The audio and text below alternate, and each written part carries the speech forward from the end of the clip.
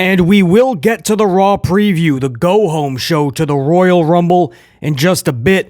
But some news coming in regarding Randy Orton. Apparently, Orton no-showed a recent live event over the weekend. That's significant because he was the big replacement for an injured Seth Rollins.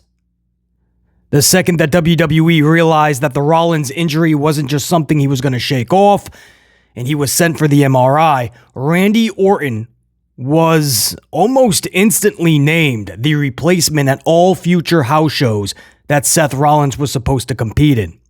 So that's why this no-show is pretty significant. Many in attendance were anticipating Randy Orton coming through that curtain. It was heavily marketed. Everybody knew that he was the replacement for Seth Rollins, and he just never showed up.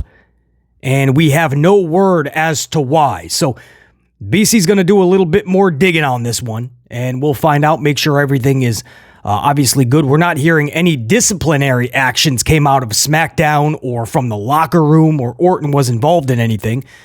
So, but the thing also is, if he was under the weather or there was a nagging injury, WWE as of late will actually make an announcement of such at the live event, which is pretty cool. So everybody understands, hey, I know we advertised this, but here's the deal. Dude's under the weather.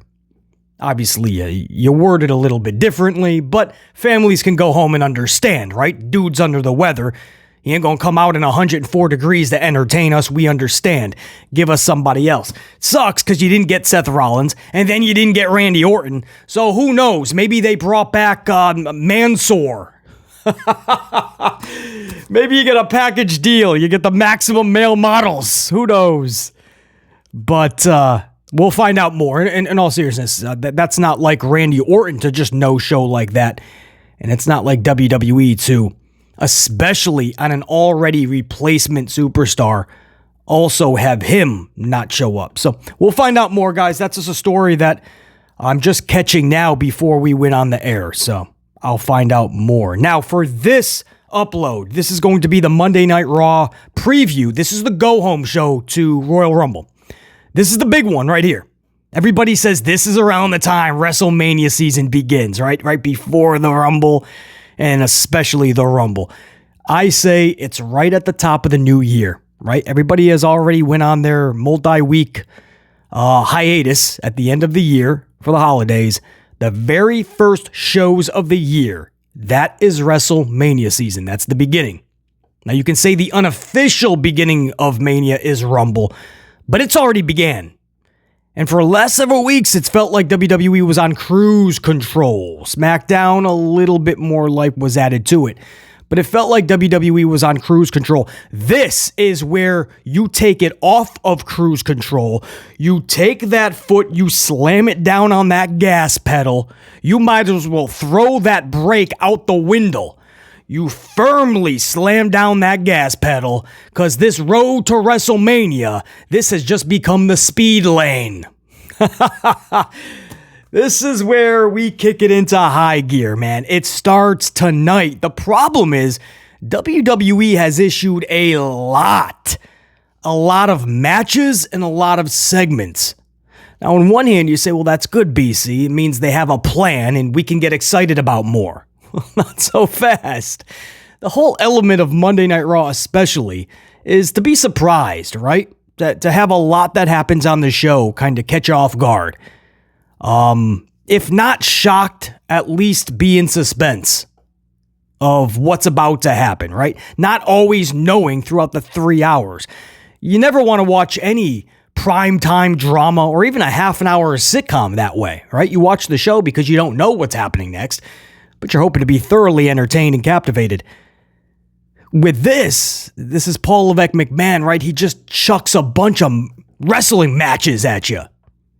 Now, even for the niche that just loves like 20 to 30 minute matches nonstop and then they could call it a night, you haven't really been getting that, though. You've been getting a lot of wrestling matches, and a lot of them, check them out the last several weeks, especially Monday Night Raw, 2, 3, 4, 5 minute matches. So you can't even say that you're getting your wrestling fix. So what am I talking about? Well, let's go over it. Now, there's some big segments planned. Trust me. there's a lot of interest from BC. I know that sounds like I'm just like slamming the wrestling matches. There's some things here that, if done correctly, this would absolutely firmly be planting that foot on the gas pedal on the road to WrestleMania. And I'm talking right from the jump. Supposedly, this got moved to the jump of the show. It was supposed to be Cody and Punk. We'll go over that. But apparently, they switched it to Seth Rollins will be starting the show. So maybe it's still up in the air. Maybe it's a last-minute decision. But Seth Rollins will be addressing the WWE, from the talent to the fans, everything about his injury and his future. And that means WrestleMania, obviously. So it's pretty cool. They're going to have him address it. The bad news is, usually when wrestlers get injured and they have to address the situation the following week, usually they're handing over their championship. We hope that's not the case, because like BC, and I know a lot of you guys, I want to see Rollins versus Punk at WrestleMania. That just seems fun. That's badass. No matter who walks out the winner, I'm cool with it. Probably going to get a good, maybe even a great, and the good, the bad, and the ugly board, the review we do every pay-per-view. Probably get a great, man. Just the booking of that, is going to be solid. So it's going to suck if he has to hand over that championship. What we're hearing, a little bit of a spoiler, is he's opting for no surgery. Either he doesn't actually need it, technically. They're giving him that option. Or he's just saying no to it. And they're saying, all right, you can technically do X, Y, and Z, but just know these are the issues that could arise. And Rollins is going to go forward with it. So my point is, as of now, what we're hearing is no surgery is going to be done. So that is a little bit of good news. That means they're probably just going to take Rollins off the road, which they already did. Hence the replacement by Randy Orton. However, now Orton's not even showing up. Again, we'll find out more. Take him off the road. No more wrestling, not for the foreseeable future. All right, right now you just concentrate on your story in your CM Punk match at Mania. And there's a big chance we could still get this match. And if Rollins just stays off that leg or doesn't really, just stays out of the ring action-wise, there's a good chance you're going to get at least, bare minimum, a 90% Seth Rollins in that match at Mania, which is pretty damn good. 90% of Seth Rollins is still better than 100% of most wrestlers today.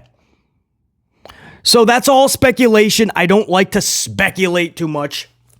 All right, I like to deal in facts, because then we can all be on the same page. When we speculate, it can just go so many ways. So we'll just let Seth speak tonight. We'll see what he's got to say.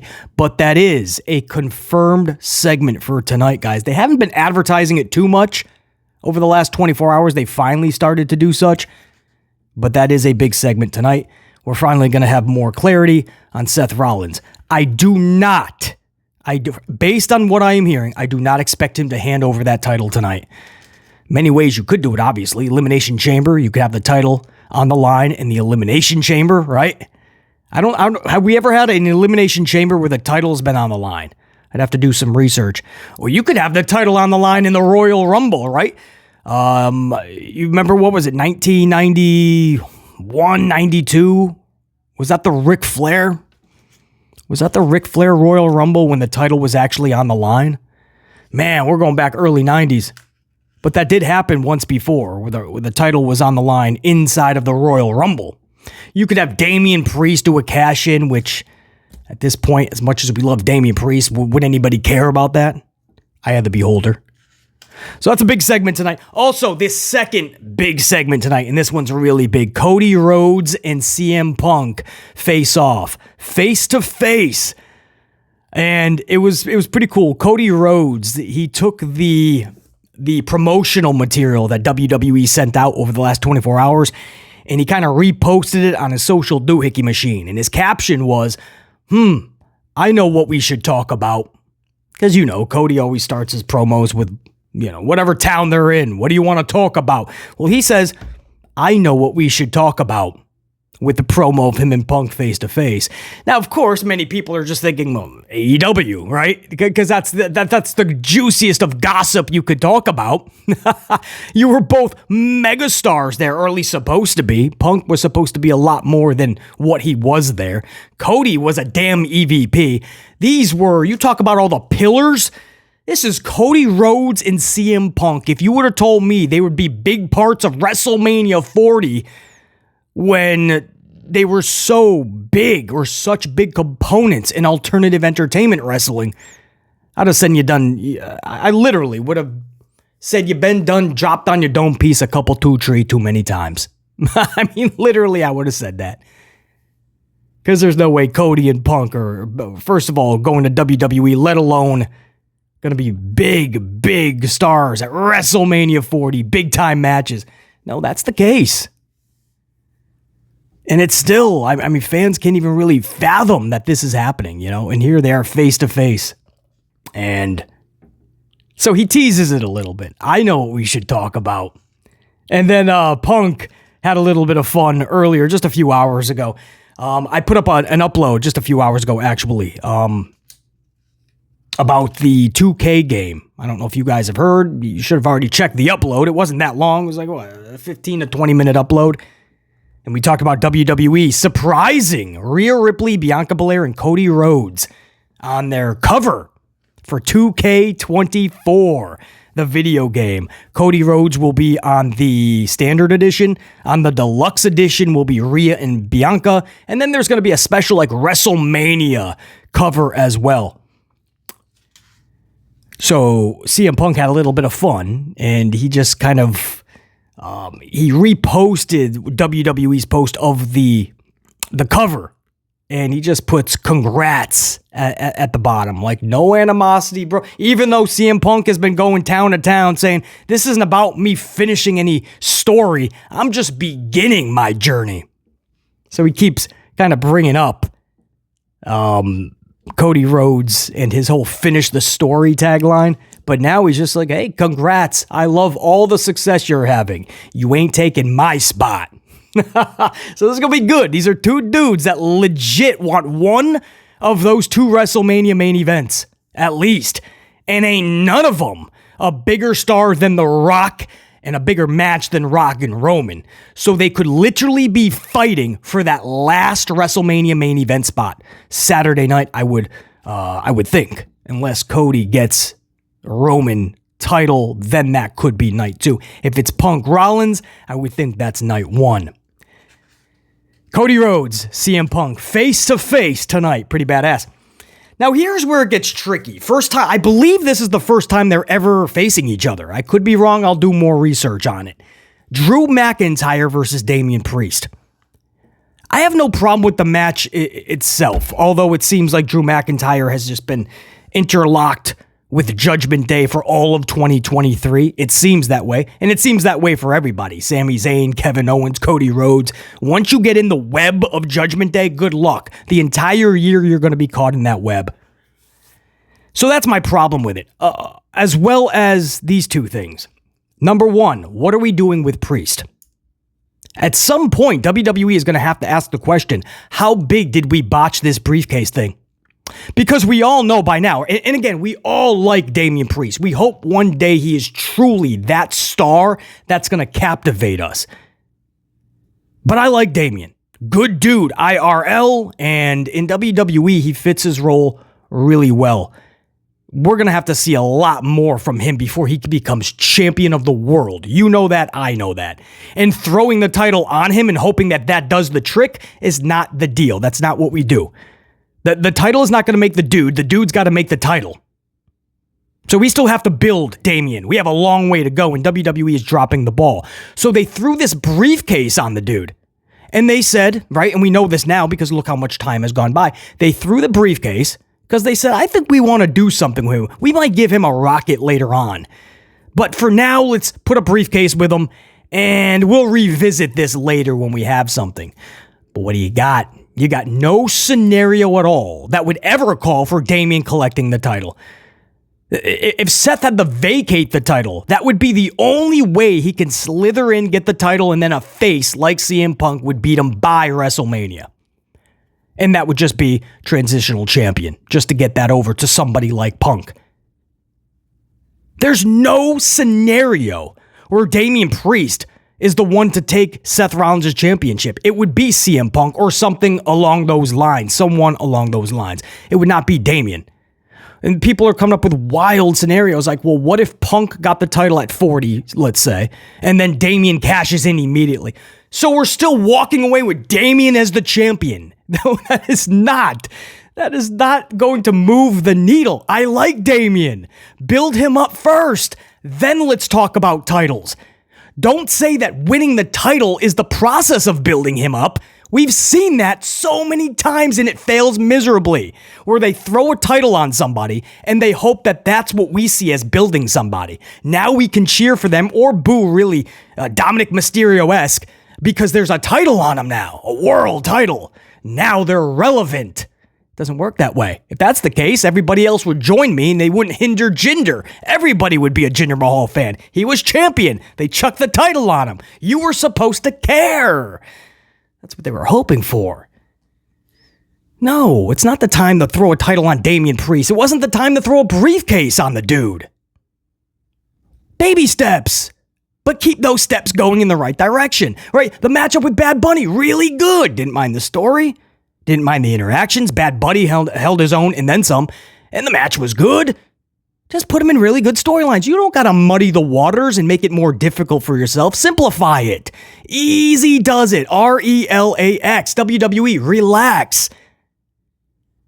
You don't got to throw briefcases and stupid titles like King of the Ring or World titles or Mid-Card titles or 24/7 titles. You don't got to crown all these people something just to try to make them more than what they are. You just got to make them what they should become. So start the process with Damian. I knew that briefcase was going to hinder Priest. I knew that briefcase was going to act more of an anchor that was weighing him down than a rocket that was made for him to soar. What are we doing with Damian? There's no path to get him that title. And the other title, forget it. Roman Reigns is going on his, 87th year as champion? Slight exaggeration. There's no way Damian Priest is taking Roman's championship. If The Rock was to beat Roman for the title, is Damian cashing in on The Rock? Cody Rhodes wins it. What, is Damien cashing in on Cody? Is that how we're really going to end 40? So no matter what, Cody is laying down next to another rubber chicken? Or is this year The Rock laying down to the rubber chicken? What are we doing with Damian Priest? And then I'm not even done. McIntyre versus Priest. Again, should be a good match. Yay. Maybe we get to yell, "This is awesome." But my question is also, what are we doing with Drew McIntyre? He's been putting in some of his best work lately because he's been given promos against the baby faces. This is the side of Drew that could be really fun. And he's just he's tired of just not feeling like he's just overlooked or not getting the chances. And when he does, he gets overrun by some wild outcome that it's not even his fault, right? Like Gene Snitsky, it's not my fault. I like this Drew. The problem is they won't go full throttle amplified with him. He's like a tweener. He comes out and it's still like he's trying to say stuff to get the crowd to react. WWE's booking, they put him with the biggest heel faction along with the Bloodline, the Judgment Day, and they put him with Damian Priest, a bona fide heel. So when the crowd sees these two face to face and they're taking each other on, the crowd is going to get restless. They feel like they should cheer somebody. It's most likely going to be Drew McIntyre. But Drew was starting to get a character switch that we were starting to go, maybe there's something there. But if you make him a tweener, he will always be looked as mid-AF. Because when the company doesn't look like they know what they're doing with them, the crowd will be confused. And when you confuse a crowd, they're going to walk out. And good luck trying to get them back for Drew McIntyre. Go full throttle. Booking heel versus heel matches is not going to do it. And I think most of us are starting to or want to look at Drew as more of a heel. So HHH, stop with the face versus face matches all the time and the heel versus heel shit. Stop. There has to be good guy, bad guy, and ultimate storytelling, right? There has to be. That's what pro wrestling is based upon. But no, we keep getting more amateur wrestlers, right? As long as you, honestly, we keep hiring gymnasts, we keep hiring amateur wrestlers, right? I can't tell you every time this NIL program and all the time you get this new class down at the Performance Center, I cannot tell you how many of them are either or both amateur wrestlers and gymnasts. Athletes. How about chill on that? Personality. I don't care if all you can do is throw punches and kicks and throw a body slam and a clothesline. Can you captivate me with your words, your mannerisms, your expressions? Can you do what Hulk Hogan and Ultimate Warrior and all the Roddy Pipers used to do? Because none of them can do moonsaults, and we didn't want them to. Stone Cold, The Rock, The Undertaker. Undertaker was a damn good athlete, by the way, but they're not pulling 460, 790 plancha splashes from the top rope. Simmer that. Heel versus heel, or tweener versus heel tonight. Drew versus Priest. I spent a long time on that, but it had to be said. Also, all right, I spent too much time on that. Actually, we got to roll by this a little bit faster now. Chance and Carter will be taking on Baszler and Zoe Stark. So Chance and Carter on a roll. Natty and Tegan last Monday, I believe, right? Or was that Mishin and I don't know. Two of the jobbers basically in the women's locker room were taken out by Chance and Carter, and then you had them defeat Unholy Union, Alba Fire and Isla Dawn in like a 2-minute squash match on Friday. So it looks like they're going to get their walking papers come April. Unholy Union. Looking at they're going to be in the employment line. That's the only union they're going to try to fucking join. Any union. Where can we get any benefits? Anyway, Chance and Carter defeated them in 2 minutes. I don't know what they're doing there. And then Chance and Carter now will take out Baszler and Zoe. And then Friday night, I think they already have a match. Chance and Carter versus the Kabuki Warriors. We thought that could have been like a WrestleMania match. They're going to do it Friday night. So Chance and Carter, they're just really trying to push them full throttle. Man, first of all, we got to get their finisher, that keg stand finisher. We got to get that to land on humans first. All right? That move is being botched way too many times. We'll see what that tag match has tonight. Ivy Nile versus Van Halen. This looks to be a pretty easy W for Ivy. She really impressed last week. I really do feel that Ivy Nile is going to be huge in this company. And I'm actually looking forward to this match as I would, no offense to Van Halen, but as I would for a real superstar taking on a jobber. I love straight jobber matches because I get to watch the superstar really rock out in their comfort zone. And when they want to or feel it's the right time, step out of that bounds and do some innovative things. That's Ivy Nile. She's the perfect mixture. You know, it's the bag of perfect tricks, and you never know which one she's going to pull out at one time. So Ivy Nile, I'm really looking forward to just her performance more than anything, but I expect this to be a W. Ivar, speaking of Van Halen, Ivar versus Gable. Ivar couldn't even beat Tozawa last week. Tozawa. So now we're supposed to believe Ivar is going to beat Gable?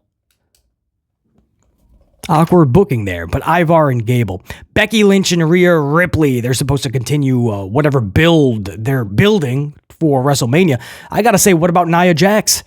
She had the same interaction with Rhea Ripley. She actually defeated Becky Lynch 1-2-3, squashed. No. I mean, literally, like, sat on her and pinned her 1-2-3. Nia Jax beat Becky Lynch, and here we are talking about Becky overlooking Nia and going right for Rhea's championship for WrestleMania 40, then why would you have Becky lose against Nia Jax then the way that she did if you were thinking about having Rhea and Becky at Mania? Come on, man. If that's your big match, don't have Nia Jax squash Becky unless The big match at Mania is going to be a triple threat. Nia, Becky, and Rhea. Please, no. Stop with these multi-person schmazes. Miz versus Dominic Mysterio. Oh, I cannot wait. You don't think R-Truth will be involved with McDonuts, do you? Miz and Dominic Mysterio. So there you go. I went over my allotted time. I wanted to keep this well within 20 minutes. 25 minutes we'll have to do. Guys, until next time, and there will be that next time, Monday Night Raw's review. This was the preview. Within the next 24 hours, I will have the go-home show to the Royal Rumble, the official amplified review. I hope there's a lot more fun to talk about than not. A lot more right than wrong, a lot more good than bad. We'll find out in the review. So until then, BC top guys, we're saying check you. Peace, salute, go long. Hail Mary status, you know the deal. Go long. Go home show. You got to go longer than that. It's the Rumble. WrestleMania season, baby. Oh, there you go. Okay, hold on. Okay, come back a little bit, man. I can't throw it 80 yards. Come on.